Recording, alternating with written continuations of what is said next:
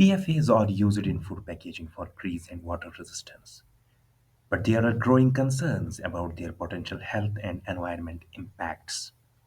So watch this video for information and safety.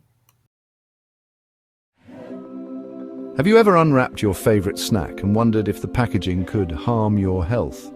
From burger wrappers to microwave popcorn bags, there might be something hiding that you can't see, smell, or taste, but it's there. Today, we're diving into a growing global concern, PFAS, or forever chemicals, and how they can end up on your plate. Stay till the end to discover not just the risks, but also the alternatives, and how educated minds like yours can help turn the tide. PFAS stands for polyfluoroalkyl substances, a group of synthetic chemicals used since the 1950s. PFAS are added to packaging materials to provide water resistance, oil and grease resistance, and heat resistance. Common food packaging materials containing PFAS include greaseproof paper and cardboard used for burger wrappers, bakery bags, and pizza boxes, microwave popcorn bags, prevent oil from soaking through and resist heat, takeaway containers, especially molded fiber or paper-based types, fast food wrappers and sandwich wraps, resist grease from hot food, paperboard for frozen food boxes, protect against moisture and grease during storage and reheating. Why the nickname Forever Chemicals? Because they don't break down easily in the environment or in your body. PFAS migrate from packaging into food, especially when food is hot, fatty or acidic. Packaging is microwaved or reheated or stored for long periods. They also enter the environment via PFAS-treated industrial waste, dumped into soil and water, biosolids from wastewater used as fertilizers, and contaminated water used for irrigation or animal drinking. These chemicals move up the food chain, from water to crops to animals and finally to us. Persistence. PFAS stay in soil, water and packaging for decades. Bioaccumulation.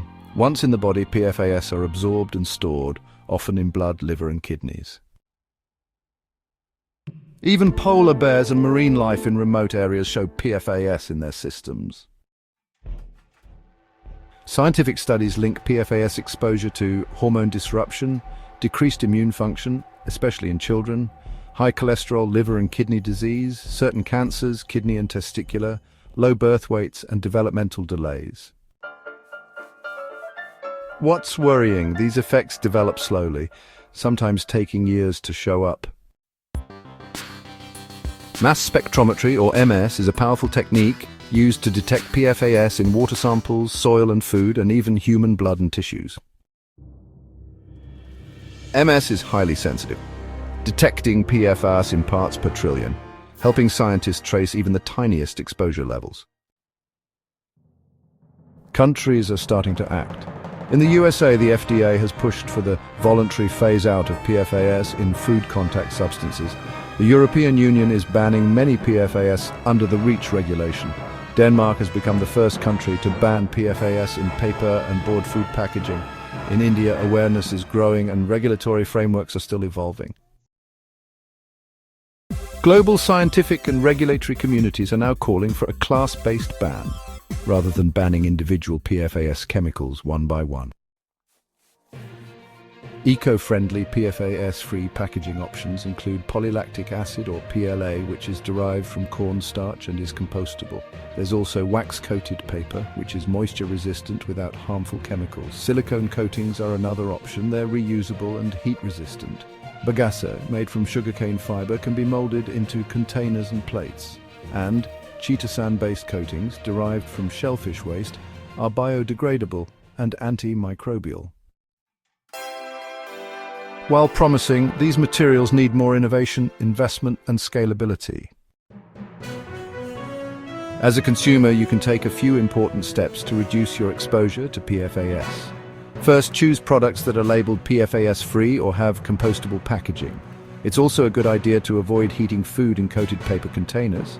Instead, use glass or stainless steel containers for storing and heating your food. As an educated individual, innovate in biodegradable packaging, advocate for stronger regulations, educate others about invisible chemical exposure risks. Let's not wait for someone else to fix it. We all have a role in protecting food safety. PFAS may be hidden, but their effects are not.